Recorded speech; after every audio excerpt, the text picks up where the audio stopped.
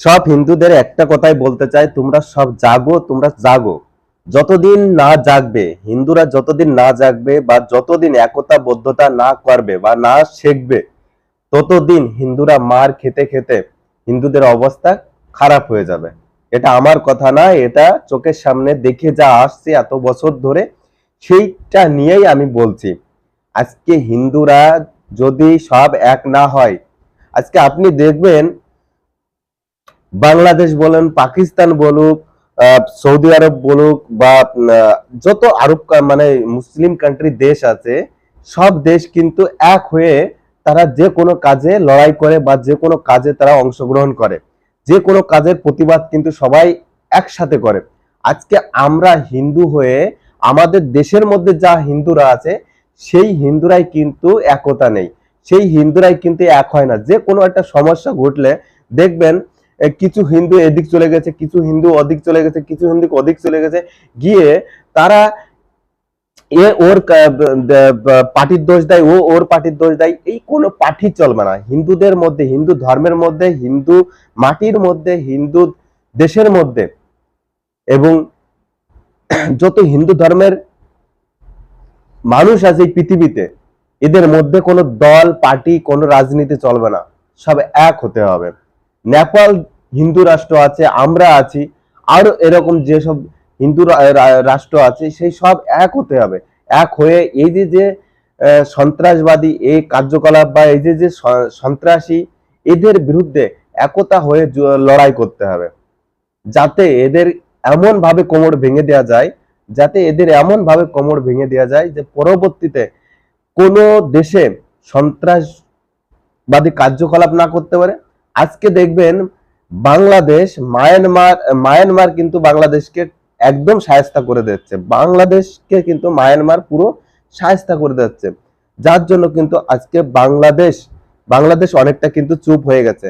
না হলে আজকে বাংলাদেশের যা পরিস্থিতি, বাংলাদেশের যা স্লোগান, পাকিস্তানের যা স্লোগান, পাকিস্তানের মানুষের মুখে ভারত বিদ্বেষী যেসব মনোভাব বা বাংলাদেশি মানুষের মুখে যে ভারত বিদ্বেষী মনোভাব, তাতে কিন্তু আর বেশি দিন লাগবে না। আজকে যদি আপনারা একতা না হয়ে থাকেন, হিন্দু ধর্মের মানুষ যদি আজকে একতা না হয়ে থাকেন, আর বেশি দিন লাগবে না। আর 5 বছরের মধ্যে এই দেশের মানুষের প্লাস হিন্দু ধর্মের মানুষের উপর বিশাল বিশাল মানে ক্ষতি হতে চলেছে, বিশাল ক্ষতি। এখনো যাক আপনারা দুটো খেতে পাচ্ছেন, বেঁচে আছেন, কিন্তু পরে খেতেও পারবেন না, বেঁচেও থাকতে পারবে না, মা বোনের ইজ্জত পর্যন্ত থাকবে না। এটা আমার কথা না, আমি আজ আজ আমার 31-30 বছর বয়স হয়ে গেছে, আমি সেই সময় থেকে আজকে দেখে আসছি, যখন থেকে বোঝা শিখেছি সেই সময় থেকে দেখে আসছি, কিন্তু এই ঘটনা দিন দিন কিন্তু বেড়েই চলেছে।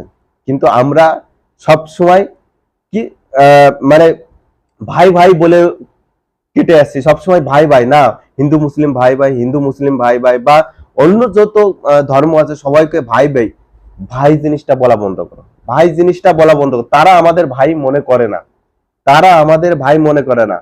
হ্যাঁ, আমার দেশের মধ্যে যত মুসলিম আছে তারা আমাদের ভাই, অন্য জায়গায় মুসলিমরা আমাদের ভাই না, চুয়াচাপ কথা। তারা যদি ভাই আমাদের মনে করতো, যদি ভাই আমাদের মনে করতো, তাহলে আমাদের দেশের উপর আক্রমণ করতো না, আমাদের দেশের জনসাধারণকে মারতো না, আমাদের দেশের জনসাধারণকে মারতো না। আমাদের দেশের মধ্যে যত মুসলমান আছে তারা আমাদের ভাই হবে, বাইরের কোনো কান্ট্রি আমাদের হতে পারে না।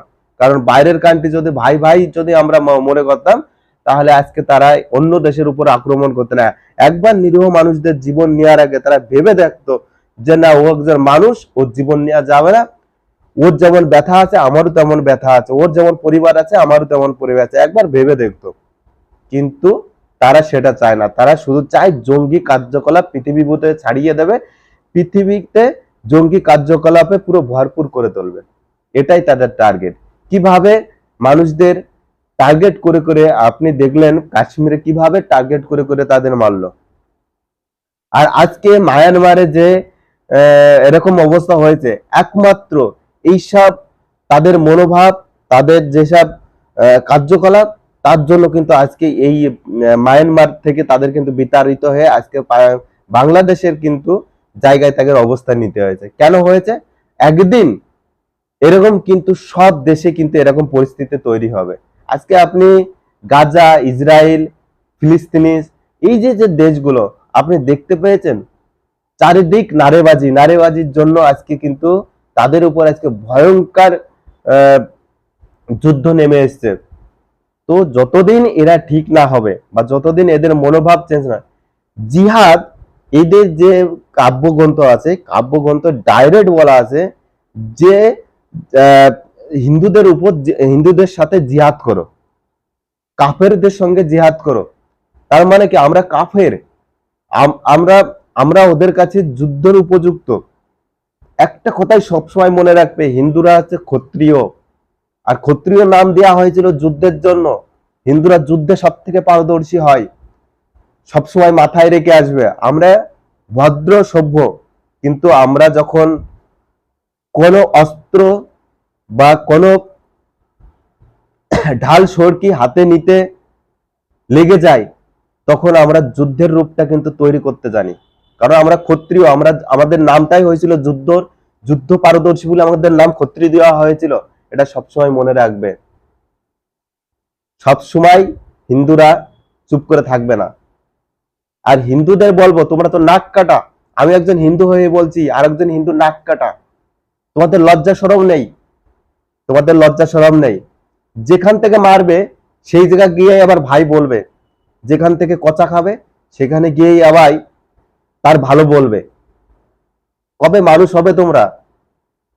গরু এর থেকে অনেক ভালো, গরু এর থেকে অনেক ভালো। তুমি পৃথিবীতে মানুষ জন্মগ্রহণ করে তোমার মতন অপদার্থ পৃথিবীর বুকে নেই, পৃথিবীর বুকে নেই। নিজের ধর্মকে, নিজের মাটিকে, নিজের বংশকে রক্ষা করতে গেলে একতা তোমাকে হতেই হবে। তুমি একা লড়তে পারবে না। তুমি তো একটা বাচ্চা নিচ্ছ, যে বাচ্চাকে ভালোভাবে লেখাপড়া শেখাবো, সে 10টা বাচ্চা নিচ্ছে। তার সাথে তুমি ভোটেও পারবে না, রাজনীতিতেও পারবে না, কোনো কিছু নেই। এক সময় দেখবে জায়গা এই জায়গা রাজত্ব করছে হিন্দুরা, অন্য ধর্মের মানুষ, হিন্দু না অন্য ধর্মের মানুষ। ভিডিওটা সব কোনায় কোনায় যেন পৌঁছে দেওয়া যায়।